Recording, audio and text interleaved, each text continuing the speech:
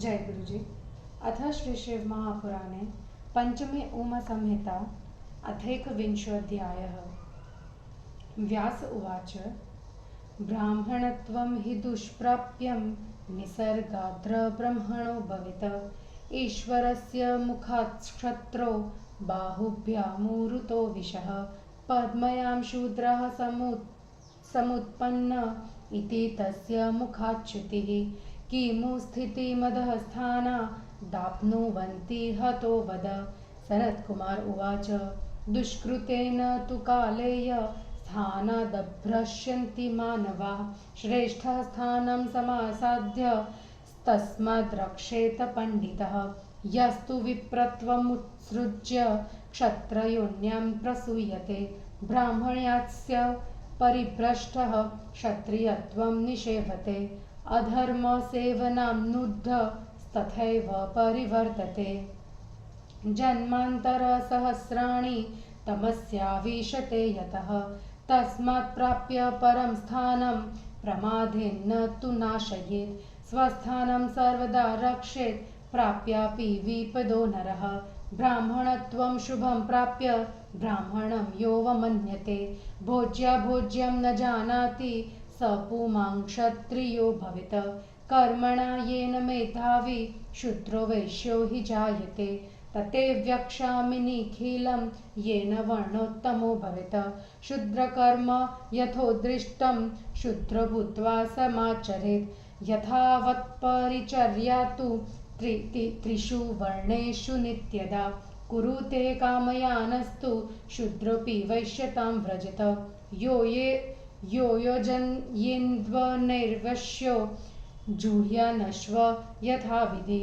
अग्निहोत्रमुपादाय शेषान्न कृतभोजनः। स वैश्यः क्षत्रियकुले जायते नात्र संशयः। क्षत्रियो जायते यज्ञः संस्कृतैराप्तदक्षिणे। अधीते स्वर्गमन्विच्छं स्त्रेप्ताग्निशरणं सदा। आर्द्रहस्तपदो नित्यं क्षितिं धर्मेण पालयेत्। ऋतुकालाभिगामी च स्वभार्या धर्मतत्परः। सर्वातिथ्यं त्रिवर्गस्य भूतेभ्यो दीयतामिति। गोब्राह्मणात्मनोऽर्थ हि सद्ग्रामाभिहतो भवेत्। तेनाग्निमन्त्रपूतात्मा क्षत्रियो ब्राह्मणो भवेत्। विदितो ब्राह्मणो भूत्वा याजकस्तु प्रजायते। स्वकर्मनिरतो नित्यं सत्यवादी जितेन्द्रियः। प्राप्यते विपुलः स्वर्गो देवानामपि वल्लभः। ब्राह्मणत्वं हि दुष्प्राप्यं कृच्छ्रेण साध्यते नरः। ब्राह्मण्यं सकलं प्राप्य मोक्षच्चापि मुनीश्वर। तस्मात् सर्वप्रयत्नेन ब्राह्मणो धर्मतत्परः। साधनं सर्ववर्गस्य रक्षेद् ब्राह्मण्यमुत्तमम्। व्यास उवाच। सद्ग्राम्यस्येह माहात्म्यं त्वयोक्तं मुनिसत्तम। एतदिच्छाम्यहं श्रोतुं ब्रूहि त्वं वदतां वर। सनत्कुमार उवाच। अग्निष्ठो मादिभिर्यज्ञैर्हिष्ट्वा विपुलदक्षिणे। न तत्फलमवाप्नोति सद्ग्रामे यदवाप्नुयात्। इति तत्त्वविदः प्राहुर्यज्ञकर्मविदस्तदा। तस्मात् ते प्रवक्ष्यामि यत्फलं शस्त्रविजिनां।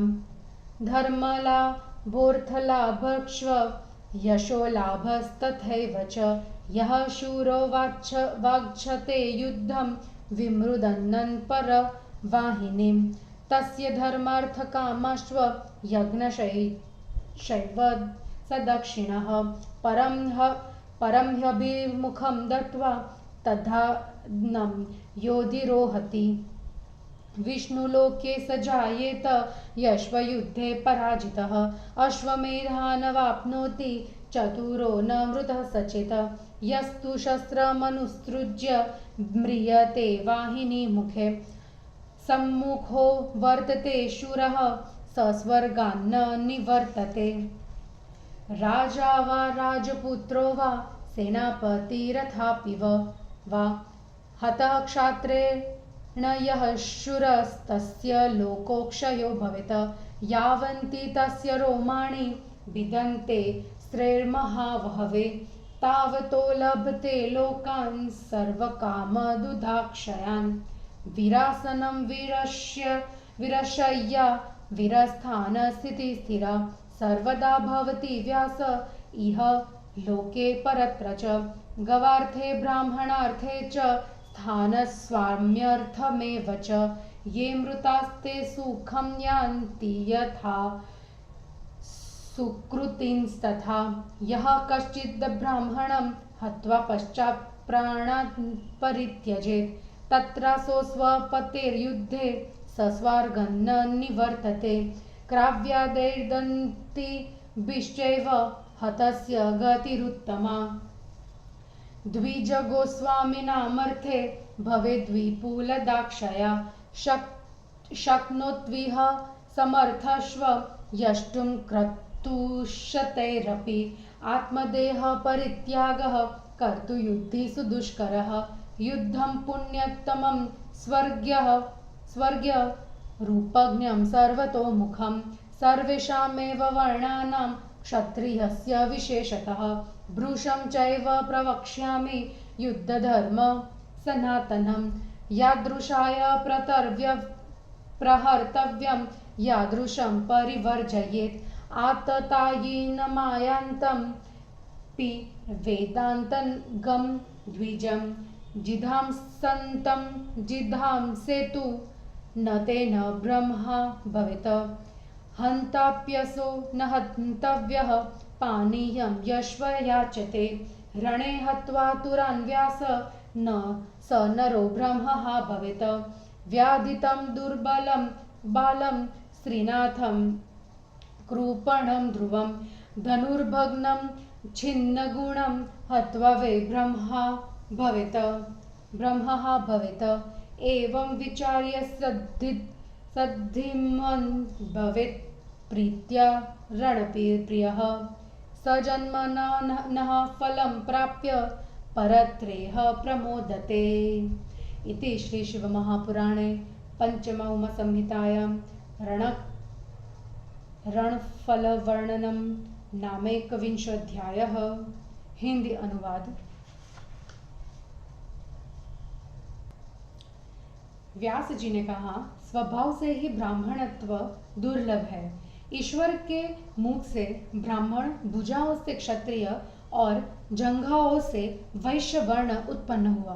पैरों से शूद्र वर्ण की उत्पत्ति हुई, ऐसा उनके मुख से सुना गया है। इससे नीचे के स्थानों से क्या होता है उसे कहो। सनत कुमार जी ने कहा, हे व्यास जी, पाप कर्म करने से मनुष्य अपने स्थान से गिर जाते हैं। पंडित को चाहिए कि वह उत्तम स्थान को पाकर उसकी रक्षा करे। जो ब्राह्मणत्व को छोड़कर क्षत्रिय योनि में पैदा होता है, वह ब्राह्मणत्व से गिरकर क्षत्रियत्व को प्राप्त हो जाता है। अधर्म का सेवन करने से मूर्ख प्राणी हजारों जन्मों तक जन्म मरण के चक्कर में पड़कर अंधकार में प्रविष्ट हो जाता है। इसलिए उत्तम स्थान को पाकर कभी प्रमाद न करे, न उसका नाश करे। भले ही कष्ट उठाना पड़े, परंतु अपने स्थान की सदा रक्षा करे। उत्तम ब्राह्मणत्व को पाकर जो उसका अपमान करता है, क्या खाना चाहिए क्या नहीं खाना चाहिए यह नहीं जानता, वह पुरुष क्षत्रिय होता है। बुद्धिमान शूद्र जिस कर्म से उत्तम वैश्य वर्ण का हो जाता है, वह मैं सब तुमसे कहता हूँ। शास्त्रों में जो शूद्र कर्म कहा है, शूद्र होकर उसे शूद्र को करना चाहिए। तीनों वर्णों को अपने वर्ण धर्मों का प्रतिदिन पालन करना चाहिए। इच्छा करने वाला शूद्र भी वैश्यता को प्राप्त कर लेता है। जो वैश्य अपने धन से यथाविधि हवन करता है, अग्निहोत्र करके शेष अन्न का भोजन करता है, वह निसंदेह क्षत्रिय कुल में जन्म लेता है। जो क्षत्रिय संस्कार युक्त होकर दक्षिणा सहित यज्ञों को स्वर्ग प्राप्ति की इच्छा से अग्निहोत्र तथा स्वाध्याय को करता है, जो हाथ पैर धोकर धर्म से प्रतिदिन पृथ्वी का पालन करता है तथा ऋतु काल में स्त्री सहवास करता है, जो ब्राह्मण क्षत्रिय वैश्य का सदा स्वागत करता है, प्राणियों को दान देता है, गायों एवं ब्राह्मणों की रक्षा के लिए युद्ध करता है, इन कर्मों से अग्निहोत्र तथा मंत्र से पवित्र क्षत्रिय ब्राह्मण हो जाता है। इस प्रकार ब्राह्मण होकर वह यज्ञ कराने का अधिकारी भी हो जाता है।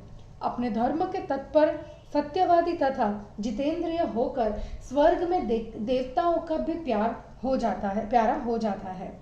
हे मुनिवर, ब्राह्मणत्व अति दुर्लभ है। यह मनुष्यों को बड़ी कठिनाइयों से मिलता है। ब्राह्मणत्व मिल जाने पर मोक्ष पर्यंत सब कुछ मिल जाता है। इसलिए धर्म तत्पर होकर ब्राह्मण को ब्राह्मणत्व की रक्षा करनी चाहिए, क्योंकि यह सभी वर्णों का उत्तम साधन है। व्यास जी ने कहा, हे मुनिवर, आप उपदेश देने वालों में श्रेष्ठ है। अब मैं युद्ध का महात्म्य सुनना चाहता हूँ, उसे आप सुनाइए। सनत कुमार जी ने कहा, पर्याप्त दक्षिणा देकर किए गए अग्निष्टोम आदि भागों से वह फल नहीं मिलता जो फल युद्ध भूमि में मिलता है। यज्ञ कर्म के तत्व को जानने वालों ने ऐसा कहा है, इसलिए मैं तुमसे शस्त्र विजयों के फल को कहता हूँ।